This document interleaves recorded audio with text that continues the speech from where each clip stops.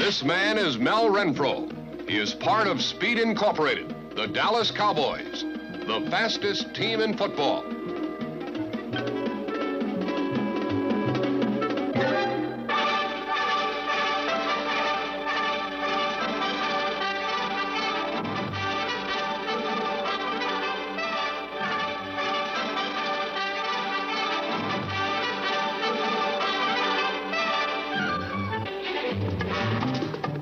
In 1966, the Cowboys dazzled the Eastern Conference with their speed and went flat out to a title. From their ends and defensive backs to their linemen, the Cowboys terrorized the NFL with sheer speed.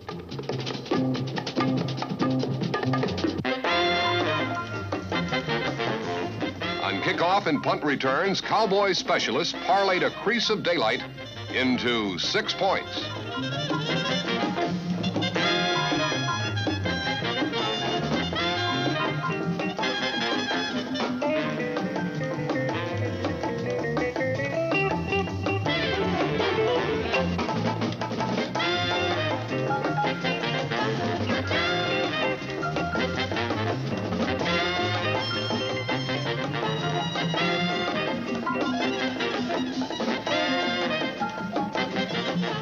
Their speed could cause opponents mistakes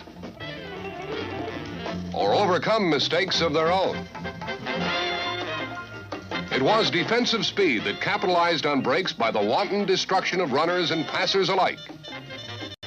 The defense channeled their speed into points as they blazed a path to the end zone.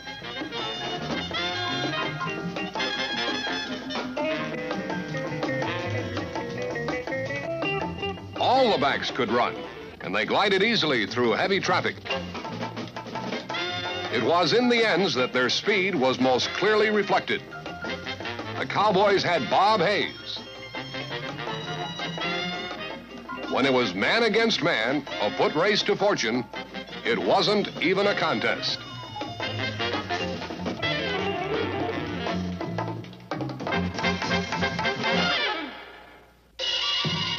When the Cowboys met the Green Bay Packers for the NFL championship, it was the classic battle of speed versus power. Trailing 14-0, Dallas doesn't lose its cool. Calmly, the Cowboys come back. First, Dan Reeves.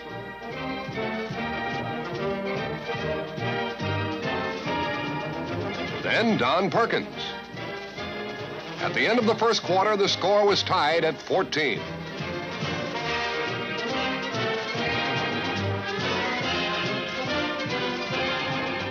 World champions don't collapse. In the fourth quarter, the Packers have rebuilt their lead to 34-20. Frank Clark has outsped the Packers secondary. When Meredith finds him with a bomb, the Cowboys only trail by a touchdown. This man cannot mask his displeasure. With time running out, Dallas launches a desperate drive for a tie. Meredith connects with Frank Clark. It's bedlam in the stands and on the Dallas bench.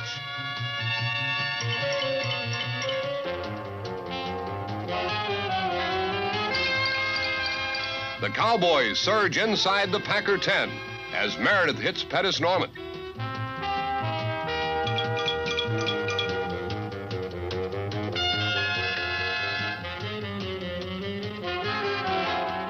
But the valiant comeback was shackled when Tom Brown intercepted the beleaguered Meredith's fourth down pass. It was a tough end to a long season, a season in which the Cowboys blended all the facets of football into a championship. Though comparatively light for a pro fullback, Don Perkins has combined his physical gifts and determination to become one of the game's finest fullbacks. Perkins' lightning acceleration at the snap of the ball enables him to explode past the line of scrimmage and into the heartland of the enemy. The ability to keep his feet after absorbing the jolts of would-be tackles makes Perkins very difficult to contain.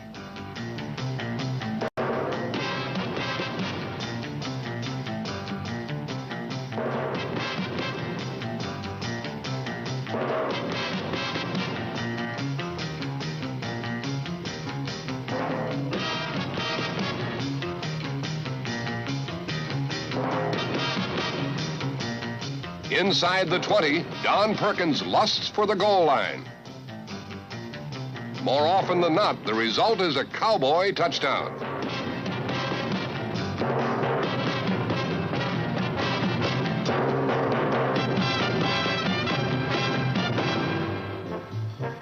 At the start of the season, Dallas planned to use gifted Mel Renfro at halfback. When injuries sidelined Mel, free agent Dan Reeves took over and delivered. Dan Reeves led the Cowboys in rushing, was second in scoring, and tied for the league lead in touchdowns. Though not endowed with great speed or size, Reeves is an intelligent runner who uses every ounce of his innate abilities.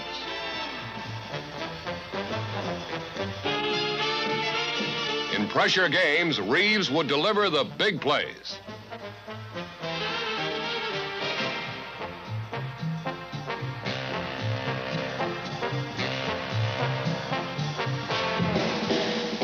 Dan was the second leading receiver for Dallas. 8 of his touchdowns came by way of the pass.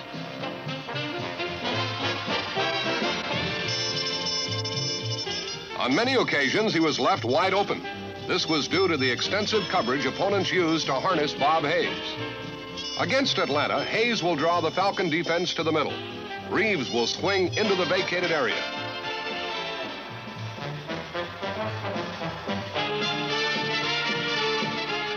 With everyone concerned with Hayes, Reeves can walk across the goal line.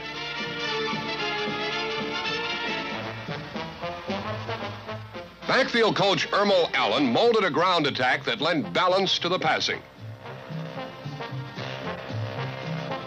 Perkins and Reeves' ability to penetrate for long gains was due to a big mobile offensive line that ranks second to none. The line opened corridors for the runners and provided an impregnable sanctuary for Don Meredith. Number 68, Jim Bokey, handled the charge of defensive ends. Guard Tony Liscio cut down rampaging defenders, 2 at a time.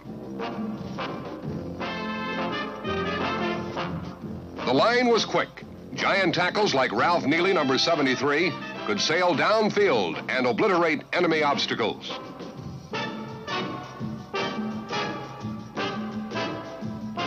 Number 62, Leon Donahue, was a veteran pulling guard who led offensive thrusts to either flank.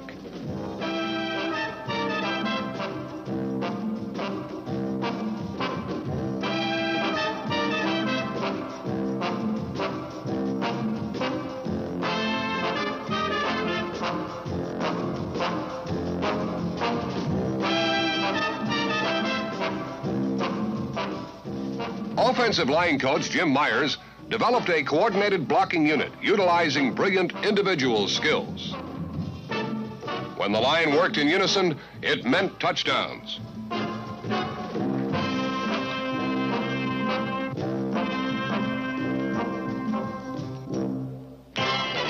Don Meredith operated in daring fashion behind this line and had his finest year as a pro. Meredith picked secondaries apart with his pinpoint aerials.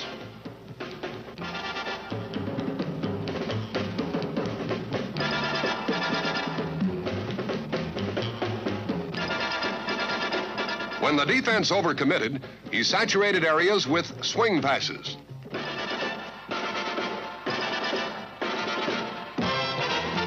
Meredith's long, loping stride made him a third runner in the Dallas backfield.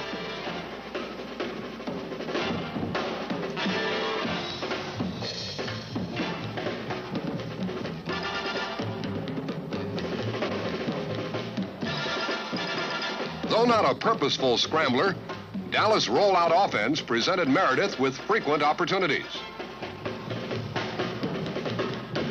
He converted these opportunities into 5 touchdowns in 1966. A talented array of receivers complemented Meredith and made the Dallas offense the most explosive in football. Veteran Buddy Dial has made a career out of clutch catches.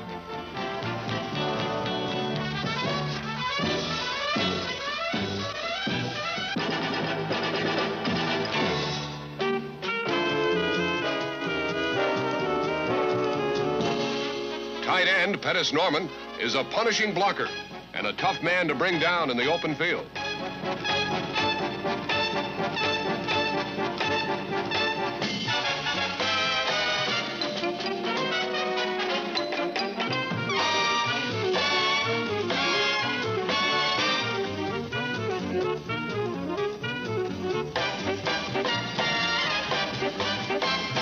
Speedy Frank Clark could operate at either flanker or tight end and scored from both positions.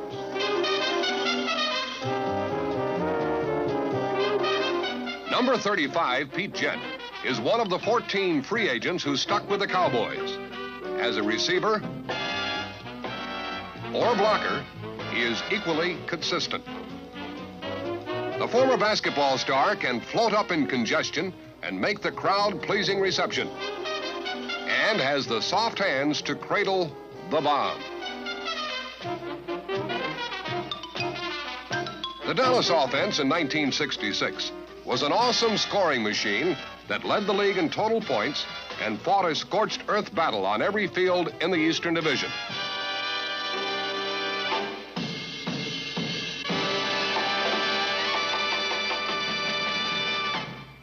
The fans who packed the historic Cotton Bowl every Sunday came for various reasons. Dallas means pretty girls. They come for the spectacle of pro football.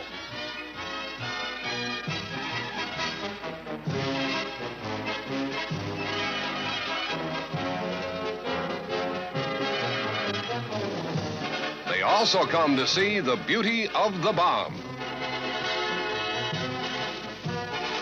But when things aren't quite going their way, they react like loyal fans anywhere.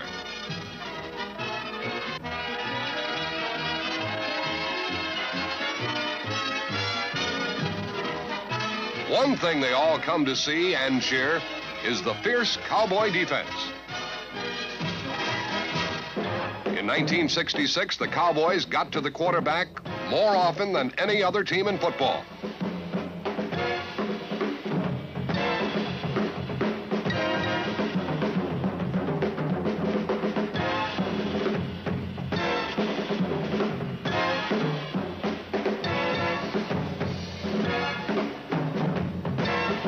Rookie defensive end Willie Towns, number 71, was converted from tackle by Ernie Stautner and was an instant success.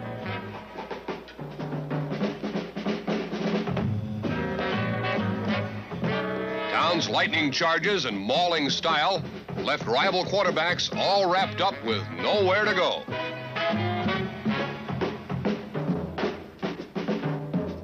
With more experience will come finesse. In 1966, Towns handled linemen with quickness, coupled with brute strength.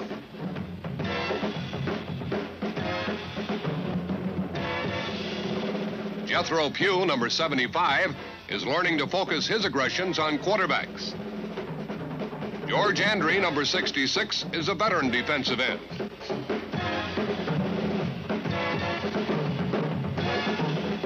His rush is consistent and always punishing.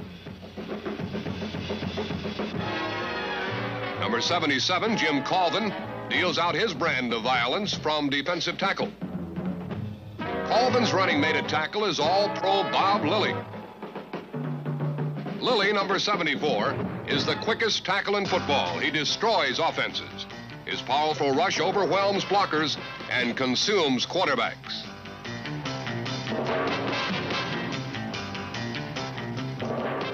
It often takes 2, even 3 men to contain Lilly. Even then, your chances are small.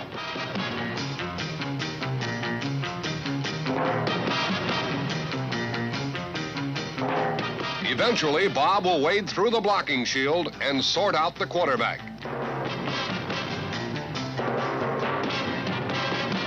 Linebackers, like Chuck Howley, supplement the rush of the front four. Number 52, right side linebacker Dave Edwards, is always ready to meet the challenge of a runner head on. Leroy Jordan, number 55, moved into the middle in 1966. His blitzes made the secondary's job much easier.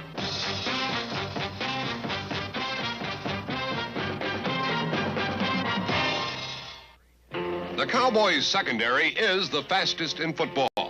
All members possess sprinter speed and lightning reflexes. They use speed in a singular, violent blur of action.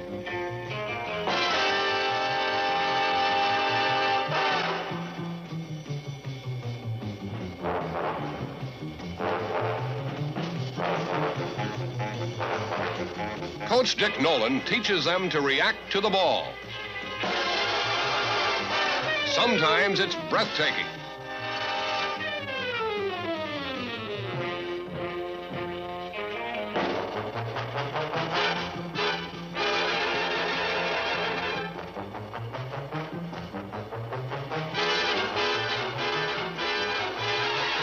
Along with speed and an appetite for aggression, there is also a little luck involved.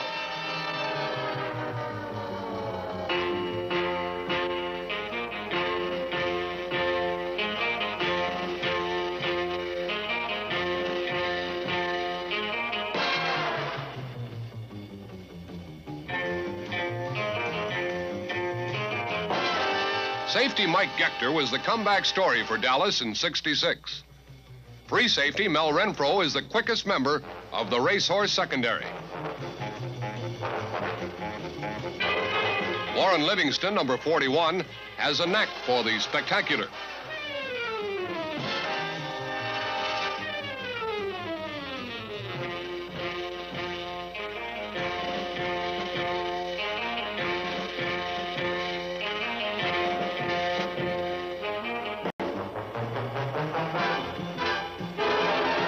Cornell Green was All-Pro for the second straight year. The balance of both offensive and defensive units was the overriding factor in 3 key Dallas victories late in the season.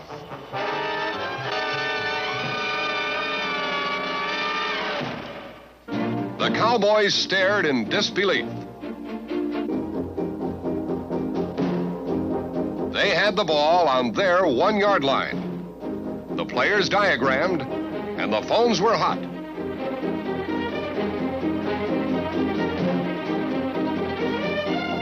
From his own end zone, Don Meredith coolly moved the ball club.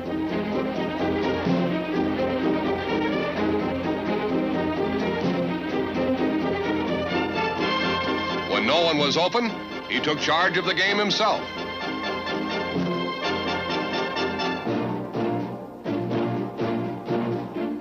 Pete Gent cleared his defender, and the Cowboys had penetrated midfield.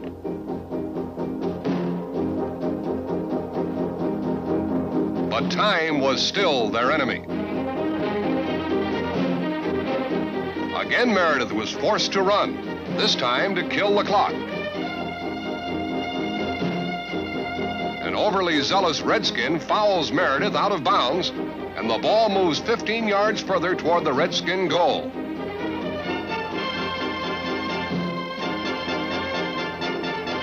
With 15 seconds remaining, Danny Villanueva kicks the decisive field goal. The comeback victory gave the Cowboys a confidence they maintained throughout the rest of the season. The volatile Browns came to the Cotton Bowl, trailing the Cowboys by only 1/2 game. Behind 7-6, the Cowboys take the lead as Meredith throws a screen pass to Reeves, and the wily halfback fights his way through the Browns and across the goal line. The Browns regain the lead at halftime, 14-13, as Frank Ryan throws a touchdown to Ernie Green.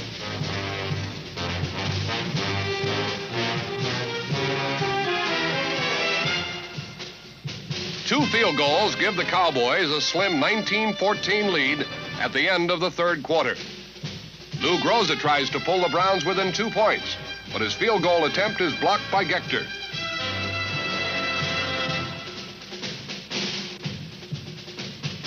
An alert Brown lineman recovers the ball and tries to heave it to number 35, Galen Fiss. But Mel Renfro intervenes and intercepts the errant football.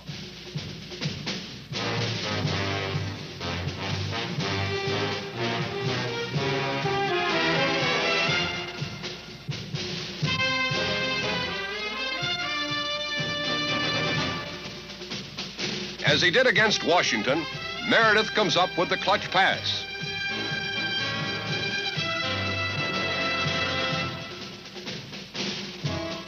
And the calculated scramble as the Cowboys drive to victory.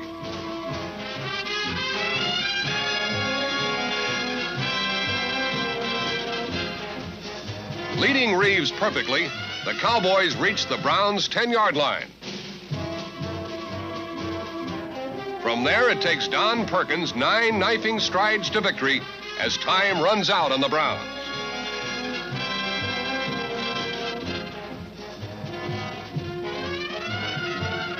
The 26-14 win kept Dallas in first place.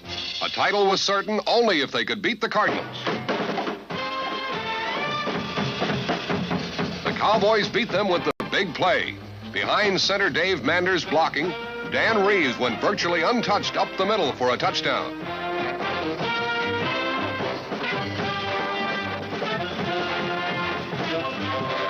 The second big offensive play was by Bob Hayes, who beat Pat Fisher to the goal line and the ball. Mel Renfro's interception off Chuck Howley's deflection was the big Dallas defensive play.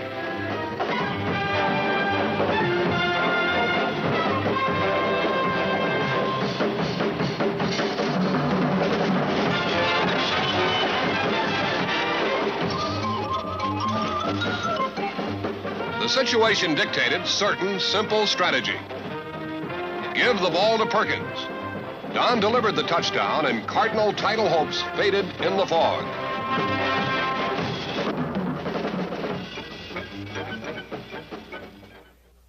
These are the eyes of the fastest man in shoulder pads. Bob Hayes is a charter member of Speed Incorporated and led all NFL receivers with 13 touchdowns.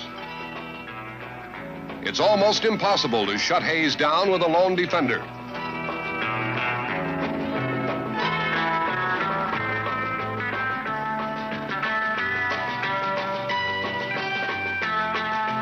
Hayes' deceptive change of pace and fluid moves make him an elusive target in the open field.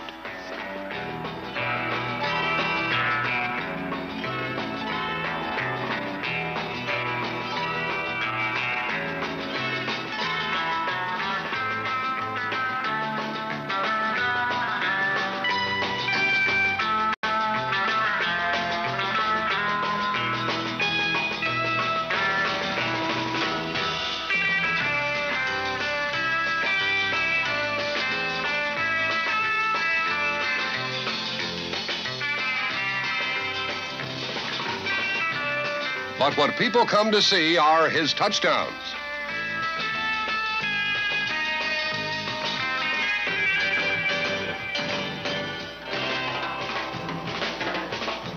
Bob beat defenders by the mere margin of a vainly outstretched arm.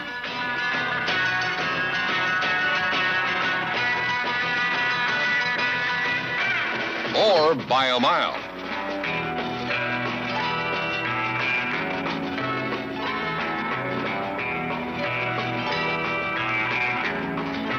His 13 touchdowns came on the shortest patterns and almost the very longest.